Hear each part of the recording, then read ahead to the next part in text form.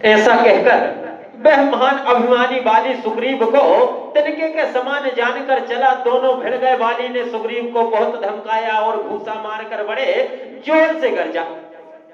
तब सुग्रीव व्याकुल होकर भागा। घूसे की चोट उसे वज्र के समान लगी। सुग्रीव ने आकर कहा, हे कृपालु रघुवीर, मैंने आपसे पहले ही कहा था कि बाली मेरा भाई नहीं है, काल है। श्री राम जी ने कहा, तुम दोनों भाइयों का एक सा ही रूप है, इसी भ्रम से मैंने उसको नहीं मारा।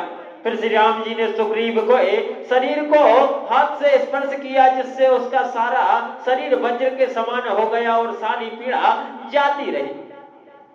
तब श्री राम जी ने सुग्रीव के गले में फूलों की माला डाल दी और फिर उसे बड़ा भारी बल देकर भेजा। दोनों में पुनः अनेक प्रकार से युद्ध हुआ। श्री रघुनाथ जी वृक्ष की आड़ से देख रहे थे। सुग्रीव ने बहुत से छल बल किए, किंतु अंत में भय मानकर हृदय से हार गया। तब श्री राम जी ने तान कर बाली के हृदय में बाण मारा। बाण के लगते ही बाली व्याकुल होकर पृथ्वी पर गिर पड़ा, किंतु प्रभु श्री रामचंद्र जी को आगे देखकर वह फिर उठ बैठा। भगवान का श्याम शरीर है, सिर पर जटा बनाए हैं, लाल नेत्र है, बाण लिए हैं और धनुष चढ़ाए हैं। बाली ने बार बार भगवान की ओर देखकर चित्त को उनके चरणों में लगा लिया। प्रभु को पहचान कर उसने अपना जन्म सफल माना। उसके हृदय में प्रीति थी, पर मुख में कठोर वचन थे। वह श्री राम जी की ओर देखकर बोला, हे गोसाई, आपने धर्म की रक्षा के लिए अवतार लिया है और मुझे ब्याज की तरह छिपकर मारा। मैं बैरी और सुग्रीव प्यारा है नाथ, किस दोष से आपने मुझे मारा?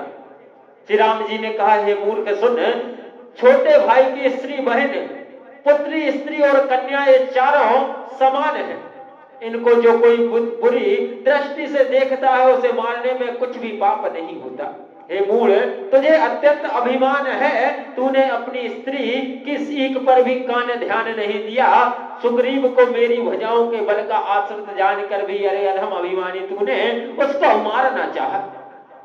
बाली ने कहा, हे श्री राम जी सुनिए, स्वामी आपसे मेरी चतुराई नहीं चल सकती है। प्रभु अंत काल में आपकी गति शरण पाकर मैं अब भी पापी ही रह गया।